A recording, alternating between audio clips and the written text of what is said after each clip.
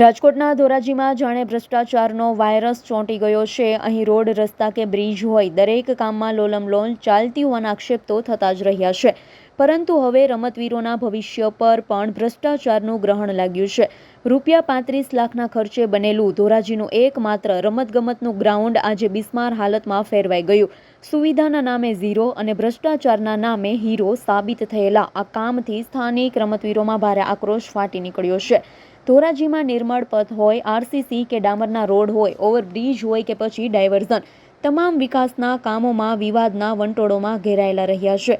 ત્યારે હવે વધુ એક કૌભાંડ જેવો ઘાટ સામે આવ્યો છે। ધોરાજીના સ્ટેશન રોડ પર આવેલા ભગવતસિંહજી હાઈસ્કૂલના ગ્રાઉન્ડમાં સમગ્ર ધોરાજી વિસ્તારના યુવાનો અને રમતવીરો માટે પ્રેક્ટિસ કરવાનું એકમાત્ર સ્થળ છે। અહીં ખો-ખો, વોલીબોલ અને 200 મીટરના રનિંગ ટ્રેક જેવી સુવિધા ઊભી કરવા ધોરાજી સ્પોર્ટ્સ ફાઉન્ડેશનને રજૂઆતો કરી હતી। રજૂઆતના પગલે R&B માર્ગ અને મકાન વિભાગે રૂપિયા 35 લાખનું ભંડોળ મંજૂર કરી કામગીરી પણ કરાવી। પરંતુ અરેરાટીની વાત તો એ છે કે લાખો રૂપિયાનું આંધણ કર્યા પછી પણ પરિણામ શૂન્ય છે। જે ગ્રાઉન્ડ પર એક સમયે યુવાનોની ધમધમાટ રહેતી, ત્યાં જે ખાડા અને ખરાબ કામગીરીના કારણે ખેલાડીઓ ઈજાગ્રસ્ત થઈ રહ્યા છે। પરિણામે રમવાનું તો દૂર રહ્યું, પણ આજે આ ગ્રાઉન્ડ પર ચકલું પણ ફરકતું નથી। કોન્ટ્રાક્ટર અને અધિકારીઓની મિલીભગતથી નિયમ મુજબ કામ ન થયું હોવાનો ખુલ્લો આક્ષેપ થઈ રહ્યો છે।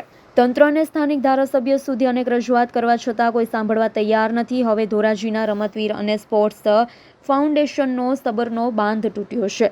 તેમની એક જ માંગણી છે, ભ્રષ્ટ કોન્ટ્રાક્ટર અને બેદરકાર અધિકારીઓ પર તાત્કાલિક કડક પગલાં લેવાય, રમતવીરોનું આ ગ્રાઉન્ડ સ્વતરે યોગ્ય રીતે રિપેર કરાવવામાં આવે। મારું નામ આકાશ સોજિત્રા છે, સ્પોર્ટ્સ ફાઉન્ડેશન ધોરાજી પ્રમુખ। ધોરાજીની અંદર આવેલી ભગવતસિંહજી હાઈસ્કૂલની અંદર અમે ટૂંક સમય પહેલાં એવી માંગણી કરેલી હતી કે બાળકોના રમતગમત માટેના ગ્રાઉન્ડો બનાવી આપવા। તેમાં સરકારશ્રી દ્વારા 35 લાખ રૂપિયા મંજૂર કરવામાં આવેલા હતા। તેમાં R&B વિભાગે કામ કરેલું હતું અને R&B વિભાગ દ્વારા ક્યાંક ને ક્યાંક મોટો ભ્રષ્ટાચાર થયેલો હોય તો એવું લાગી રહ્યું છે।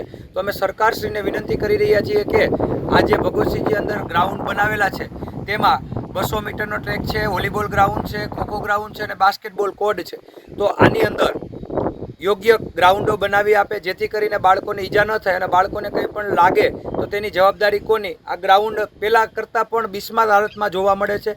તેમની સાથોસાથ ક્રિકેટના ખેલાડીઓ અહીં રમવા આવતા, તે પણ આવતા બંધ થઈ ગયા છે, કેમ કે પહેલાં કરતાં ગ્રાઉન્ડની હાલત ખૂબ જ ગંભીર છે અને આમાં ક્યાંક ને ક્યાંક ભ્રષ્ટાચાર થયેલો હોય એવું અમને લાગી રહ્યું છે। તો અમે સરકારને વિનંતી કરીએ કે ભ્રષ્ટાચારો વિરોધી કોઈ પગલાં લે અને અમારા ગ્રાઉન્ડની મરમ્મત કરે, જેથી કરીને વધુમાં વધુ બાળકોને લાભ મળે। જય હિન્દ, જય ભારત। ધોરાજી શહેરનું ઓળખ સમાન ધોરાજી શહેરમાં એકમાત્ર ground, cricket ground, sport ground છે ભગવતસિંહજી બાપુનું ગ્રાઉન્ડ।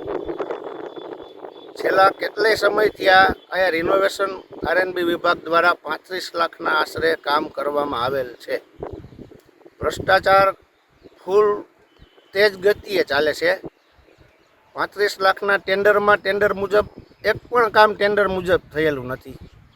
અત્યારે સ્પોર્ટમાં ક્રિકેટ રમવાવાળા, પ્રેક્ટિસ કરવાવાળા કોઈ યુવાનો, પછી સ્પર્ધાત્મક પરીક્ષાવાળા જે વિદ્યાર્થીઓ દોડમાં ને બધે પ્રેક્ટિસ કરવા આવતા, વૃદ્ધો છે, વૃદ્ધો બધા આવતા બંધ થઈ ગયા છે।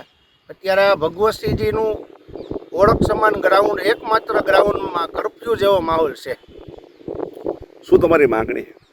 માગણીમાં તો હવે પ્રવાસી ધારાસભ્ય આપણા ધોરાજીમાં આવતા નથી, એને રજૂઆત કરી તો એ ક્યાંય એનું હાલતું નથી।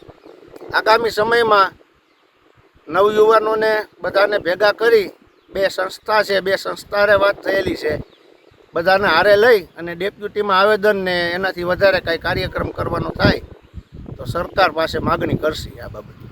હાલ જે ભ્રષ્ટાચાર થયો છે તેની પર શું કાર્યવાહી કરવામાં આવવી જોઈએ? ભ્રષ્ટાચાર બાબતે જ આ બાબતનું આવેદન ને બધી રજૂઆત કરશે ને એવું લાગશે તો ઉપવાસ આંદોલન કરવામાં આવશે। Bureau report, S9 news, Dhoraji. અમારી તમામ માહિતીથી અપડેટ રહેવા માટે જોડાયેલા રહો S9 ન્યૂઝ સાથે।